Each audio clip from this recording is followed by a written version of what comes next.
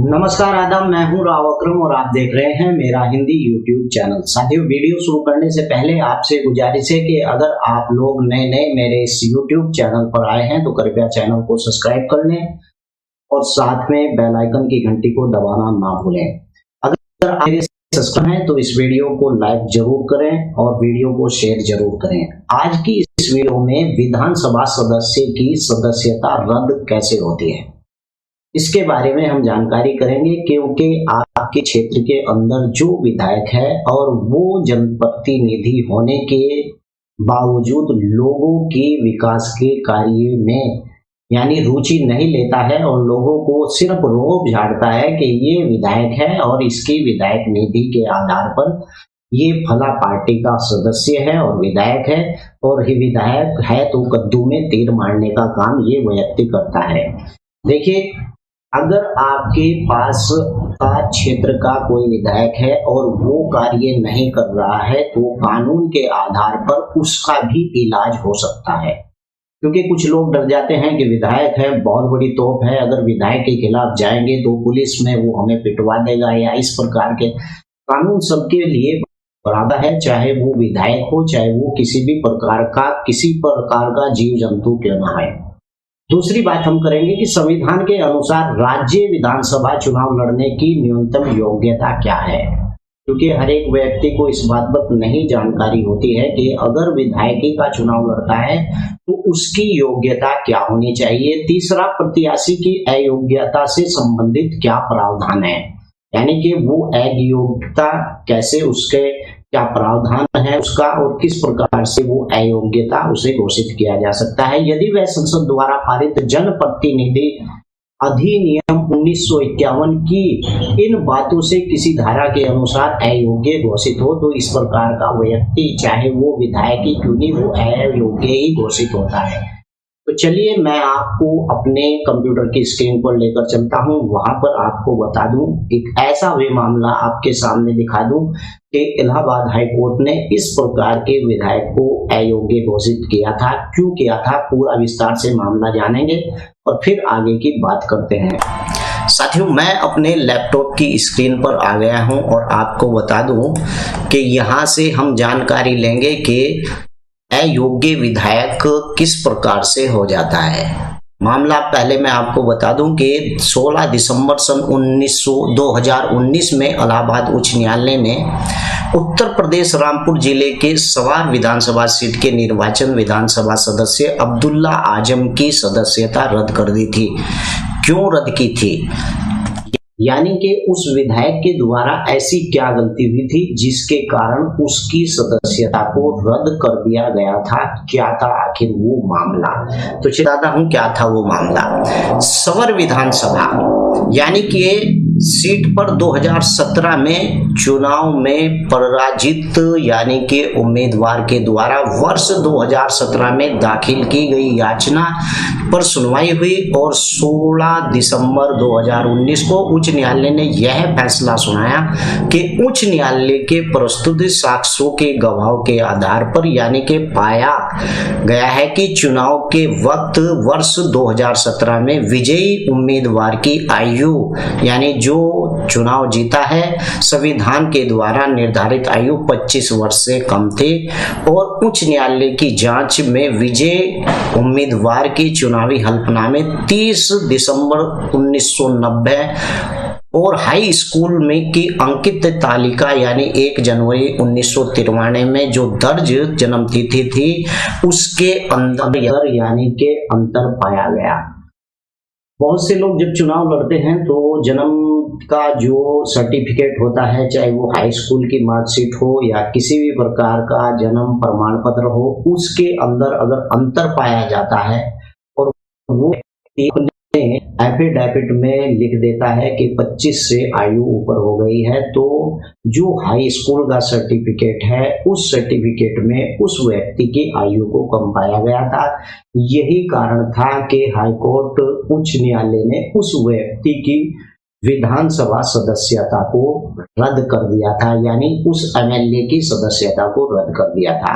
आते हैं संविधान के अनुसार राज्य विधानसभा में लड़ने का न्यूनतम योग्यता क्या है? यानी कि अगर कोई व्यक्ति विधानसभा का चुनाव लड़ता है तो उसकी योग्यता आखिर कितनी होनी चाहिए? मैं बता दूं कि संविधान की किसी भी व्यक्ति के राज्य विधानसभा चुनाव लड़ने के लिए इन अनिवार्य प्रस्तावित होना चाहिए निम्नलिखित कौन कौन से?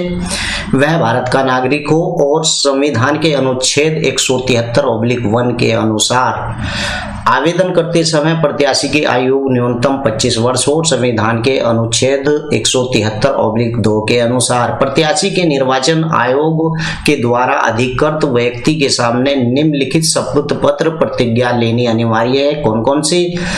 वह भारत के संविधान के प्रति सच्ची निष्ठा रखेगा और उसके प्रति वफादार रहेगा।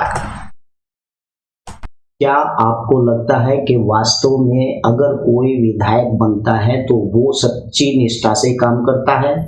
90 में से या 100% में से 90% लोग ऐसे हैं जो सच्ची निष्ठा से वास्तव में काम नहीं करते। अगर ये लोग सच्ची निष्ठा से काम करें तो आपके क्षेत्र की हालात बदल जाएंगे, आपके क्षेत्र का नक्शा भी बदल जाएगा, क्योंकि सरकार अपनी निधि देती है। ये इस प्रकार के विधायक चमचे पाल कर रखते हैं, ठेकेदार पाल कर रखते हैं। यही कारण होता है कि आपके क्षेत्र की खुशहाली के बजाय बदहाली और ज्यादा बढ़ जाती है। और नंबर 2, वह भारत की संपदा प्रभुता का अखंड को ज्ञानी बनाए रखने के लिए प्रतिबद्ध रहेगा। बहुत से कम ऐसे विधायक हैं जो संपदा और प्रभुता को बनाए रखते हैं। मैंने तो देखा है कि सोशल मीडिया के ऊपर एक विधायक जनता से ऐसे लड़ता है जैसे कि उसने जनता के ऊपर बहुत बड़ा एहसान किया।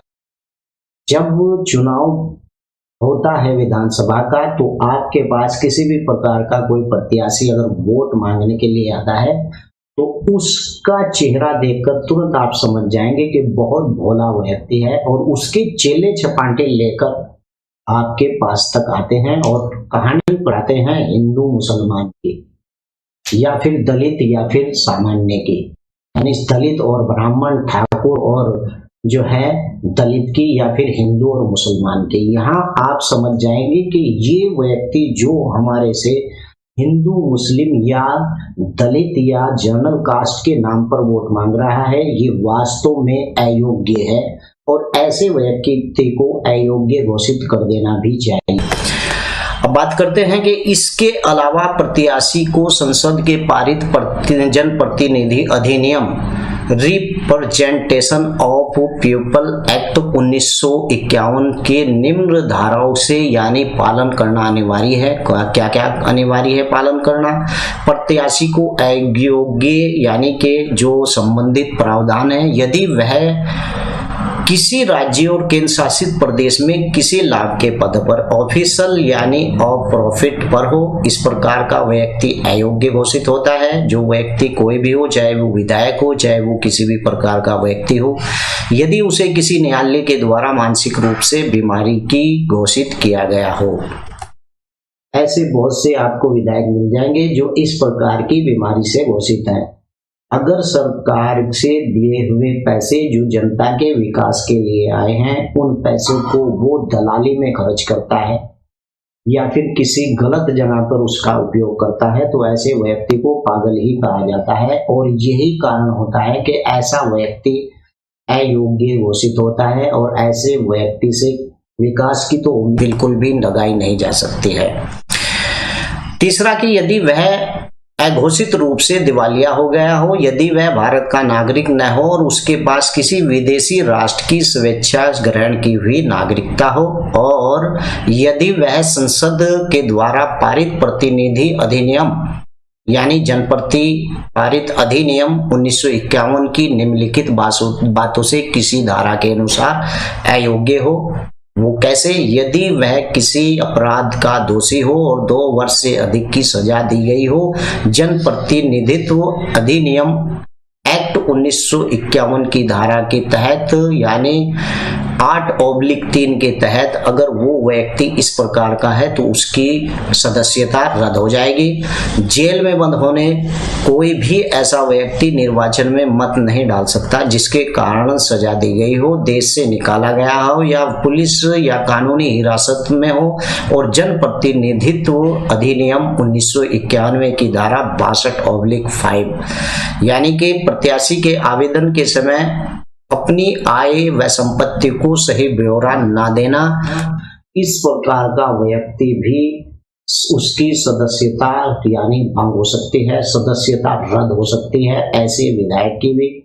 आपको बता दूं कि इसी प्रकार से अगर आप अपने क्षेत्र के अंदर देखेंगे तो 100% आपका विधायक अयोग्य घोषित होगा, और इन्हें अयोग्य घोषित करने के लिए आपको केवल एक ही कदम उठाना पड़ता है, जिस प्रकार से मैं उठा रहा हूं। सबसे पहले उस व्यक्ति के खिलाफ विधानसभा अध्यक्ष को लिखें कि ये व्यक्ति अयोग्य घोषित है क्योंकि ये क्षेत्र के अंदर सरकार के द्वारा दी हुई निधियों को गलत तरीके से इस्तेमाल कर रहा है, ताकि विधानसभा के अंदर उसकी बोलती बंद हो जाए। आप अपने क्षेत्र के या अपने प्रदेश के गवर्नर को भी ऐसे विधायक के खिलाफ लिख सकते हैं। अगर वहां पर भी एक्शन नहीं हुआ तो हाई कोर्ट में ऐसे धोखेबाज एमएलए की या विधायक की आप यानी रिट दायर कर सकते हैं, और फिर भ्रष्टाचार में जाने के बाद ऐसे व्यक्ति की सदस्यता रद्द हो जाती है। तो आज की इस वीडियो में मैंने आपको बताया कि इस प्रकार से धोखेबाज विधायक हो चाहे कोई भी हो, उसकी सदस्यता रद्द होने में कोई समय नहीं लगता है। अगर सदस्यता रद्द नहीं होती तो 5 साल वो ऐसी जिंदगी गुजारता है कि वो विधायक कहने के लायक भी नहीं रहता है। अगर वीडियो आपको अच्छी लगी है तो आप कमेंट में जरूर लिखें, और अगर आपको इनका इलाज करना है तो जैसे मैंने आपको वीडियो में बताया इस प्रकार से आप इनके खिलाफ कार्रवाई कीजिए। आपके क्षेत्र के अंदर जिस प्रकार से भी विकास होना है उसके लिए आप विधानसभा अध्यक्ष या यहाँ के गवर्नर या मुख्यमंत्री को भी इनके खिलाफ रिपोर्ट दे सकते हैं। अगर आपको वीडियो अच्छा लगा तो वीडियो को लाइक जरूर करें, शेयर करें। जय हिंद, जय भारत।